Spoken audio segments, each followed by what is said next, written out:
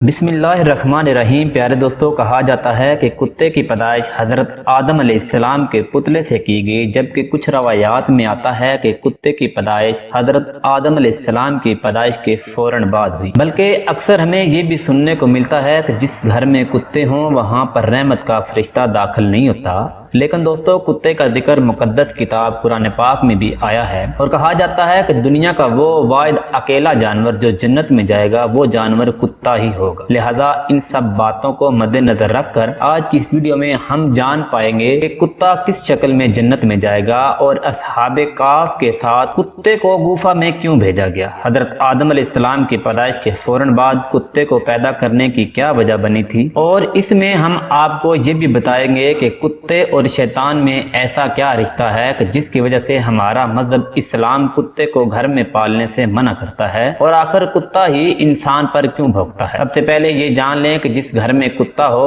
اس گھر میں رحمت کا فرشتہ کیوں داخل نہیں ہوتا۔ اس کے بارے میں ایک حدیث شریف میں ایک واقعہ آتا ہے کہ حضرت میمونہ رضی اللہ تعالی عنہا فرماتی ہیں کہ ایک مرتبہ نبی کریم صلی اللہ علیہ وآلہ وسلم نیند سے بیدار ہوئے تو آپ صلی اللہ علیہ وآلہ وسلم بہت غمگین اور پریشان تھے۔ میں نے پوچھا کہ حضور کیا بات ہے، تو آپ صلی اللہ علیہ وآلہ وسلم نے ارشاد فرمایا کہ جبرائیل علیہ السلام نے رات آنے کا وعدہ کیا تھا مگر وہ طے کیے گئے وقت پر آئے ہی نہیں۔ آپ کو یہ پریشانی اس لیے ہوئی کہ حضرت جبرائیل علیہ السلام تو کبھی وعدہ خلافی نہیں کر سکتے، تو ان کے نہ آنے کی کیا وجہ ہو سکتی ہے۔ پورا دن اس ہی طرح گزر گیا۔ پھر آپ صلی اللہ علیہ وآلہ وسلم کو یاد آیا کہ آپ کی چارپائی کے نیچے کتے کا ایک بچہ بیٹھا تھا، تو آپ نے اس کو وہاں سے اٹھا کر اس جگہ پہ صفائی کی۔ تو اس کے بعد جبرائیل علیہ السلام تشریف لائے، تو آپ صلی اللہ علیہ وآلہ وسلم نے طے کیے گئے وقت پر نہ آنے کی شکایت کی۔ تو حضرت جبرائیل علیہ السلام نے عرض کیا، یا رسول اللہ صلی اللہ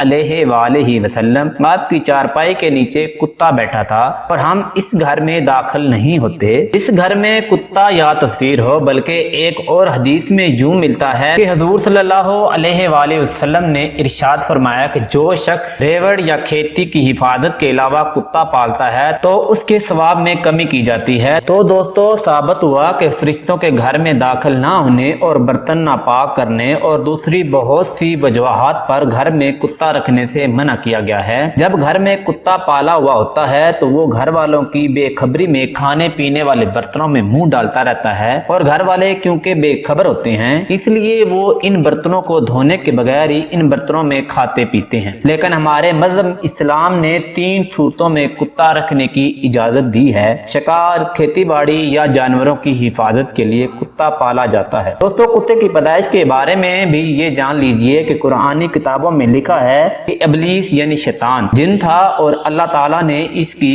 عبادت کی وجہ سے اس کو فرشتوں میں شامل کر لیا تھا اور اس کو ان کا سردار بنا دیا تھا۔ اس کے بعد اس کی ریاضت کا سلسلہ جاری رہا۔ اس کائنات کا کوئی ایسا زمین کا ٹکڑا نہیں تھا جس پر ابلیس نے سجدہ نہ کیا ہو۔ یہ ان سجدوں اور عبادات کا نتیجہ تھا کہ اللہ تعالیٰ نے ابلیس کو فرشتوں کا سردار بنایا، لیکن پھر شیطان غرور کا شکار ہوا اور اس نے مٹی کے پتلے یعنی حضرت آدم علیہ السلام کو سجدہ کرنے سے انکار کر دیا۔ جب اللہ تعالیٰ نے حضرت آدم علیہ السلام کو مٹی سے بنایا تو سب کو کہا کہ ان کو سجدہ کیا جائے۔ سب نے سجدہ کیا، لیکن ابلیس کے اندر ایک غرور تھا۔ اس نے کہا کہ میں آگ سے بنا ہوں، یہ مٹی سے بنا ہے، میں اس کو کیوں سجدہ کروں؟ اس نے سجدہ کرنے سے انکار کر دیا، اور یہاں سے اچھائی اور برائی کی طاقتوں کے بیچ جنگ شروع ہو گئی۔ ایک جگہ لکھا ہے کہ جب شیطان کو حضرت آدم علیہ السلام کو سجدہ کرنے کا حکم دیا گیا تو اس نے حضرت آدم علیہ السلام پر حقارت سے تھوک دیا تھا۔ شیطان کا تھوک حضرت آدم علیہ السلام کے پیٹ پر گرا تھا،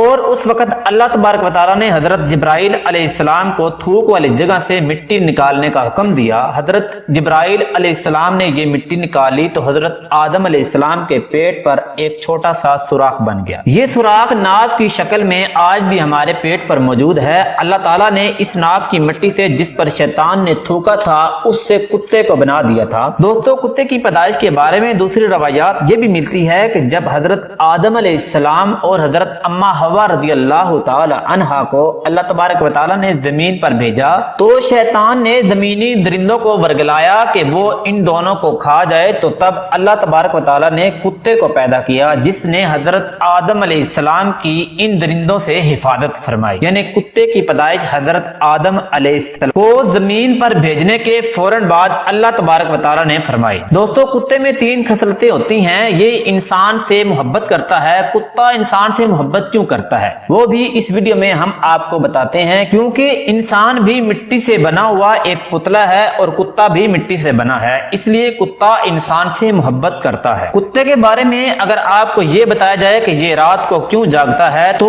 اس کی تفصیل یہ ہے کہ مٹی کو حضرت جبرائیل علیہ السلام کے ہاتھ لگے تھے، اور ہاں کتا انسان پر بھونکتا ہے۔ یہ انسان پر کیوں بھونکتا ہے؟ اس کی وجہ یہ ہے کہ اس مٹی میں شیطان کا تھوک ملا ہوا ہے، اور کتا دنیا کا وہ اکیلا جانور ہے جو شیطان کو دیکھ سکتا ہے۔ شاید یہی وجہ ہے کہ جب اندھیرے میں شیطانوں کا قافلہ آسمان سے گزرتا ہے تو کتے اوپر دیکھ کر خوفناک آوازیں نکالتے ہیں۔ دوستو غیر مسلم قومیں خاص کر کے یورپ میں اب تو کتے کو گھر کا فرد سمجھا جاتا ہے۔ جن عورتوں نے یہاں پہ کتے پالے ہوتے ہیں تو وہ کہتی ہیں کہ تمہیں اگر مجھ سے محبت ہے تو میرے کتے سے بھی محبت کرنا ہوگی، یہاں تک کہ اب پورے یورپ میں کتے سے محبت حرام کاریوں میں بدل چکی ہے۔ بس یہ بات یاد رکھیے، کتا چاہے کتنا ہی وفادار کیوں نہ ہو، اگر آپ نے اس کو گھر میں رکھا ہوا ہے تو آپ کی ایک ایک نیکی روز کم ہوتی جائے گی۔ اور یہ بھی یاد رکھیے کہ آپ صلی اللہ علیہ وآلہ وسلم نے ایک نیکی کو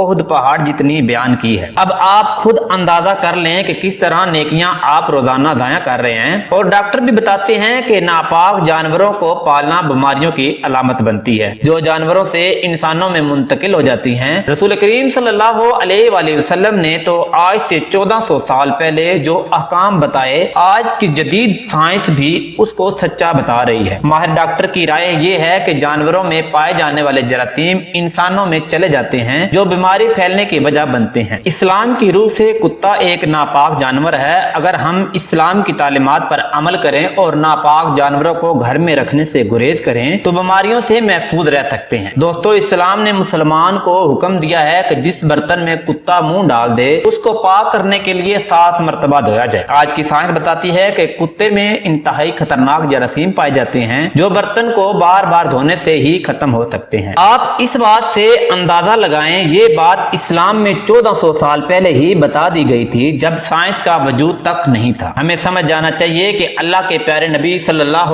علیہ وآلہ وسلم جو احکام ہمیں دیں ہماری بھلائی ہمیں مان لینے میں ہی ہے، اس کے مقابلے میں دلائل دینے سے بچنا چاہیے۔ دوستو قرآن پاک میں اصحاب کہف کا تذکرہ ملتا ہے جہاں ان کے کتے کا ذکر آیا ہے۔ وہاں امام قرطبی نے لکھا ہے کہ شریعت میں کتے پالنے کی اجازت ہوگی، اسی لیے انہوں نے کتا ساتھ لیا ہوگا، یا کسی کی بکریوں کی حفاظت کے لیے تھا۔ دوستو یہاں قابل غور بات یہ ہے کہ اللہ تعالیٰ اور اس کے رسول صلی اللہ علیہ وآلہ وسلم نے انسانوں کے لیے جو احکام بنائے وہ ہر لحاظ سے انسانوں کے لیے مفید ہے۔ ایک مسلمان کے لیے یہ بات کافی ہونی چاہیے کہ اللہ تعالیٰ نے اس کو جس کام سے روکنے کا حکم دیا ہے، کیونکہ ایک مومن کی یہ شان ہے کہ اللہ تعالیٰ کے نبی حضرت محمد مصطفیٰ صلی اللہ علیہ وآلہ وسلم نے جس کام کو کرنے کا حکم دیا ہے وہ اور جس کام کو کرنے سے منع کیا ہے اس سے رک جائیں۔ اللہ تعالیٰ ہم سب کو نبی کریم صلی اللہ علیہ وآلہ وسلم کے احکام پر عمل کرنے کی توفیق عطا فرمائے۔